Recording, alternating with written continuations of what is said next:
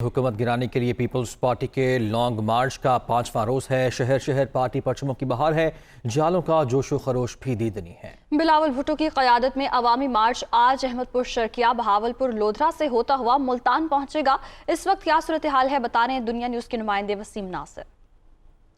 और जी बिल्कुल, आज पाकिस्तान पीपल्स पार्टी के जो अवामी मार्च है उसका 5वां रोज़ है। गुज़िश्ता रोज़ जो है वो सिंध से जो है वो ये मार्च पंजाब में दाखिल हुआ था और इसने रहीम यार ख़ान में पड़ाव डाला था और जहाँ से जो है वो बिलावल भुट्टो ज़रदारी ने भी अवामी मार्च के जो शुरा हैं उनसे ख़िताब किया था। और अब ये जो मार्च है ये रवाना होगा मुल्तान की जानब और बीच में जो है वो अहमदपुर शर्किया, बहावलपुर, लोधरा से होता हुआ जो है वो ये मुल्तान पहुँचेगा। काफ़िला जो है वो तैयार है। बड़ी तादाद में जो है वो इसमें जो है पीपल्स पार्टी के कारकुनान मौजूद हैं और जो है वो साथ साथ जो बिलावल भुट्टो ज़रदारी भी जो हैं वो कंटेनर पे आते हैं और तकरीरें करते हैं और अपने जो कारकुन हैं उनका लहू गरमाते हैं। जी।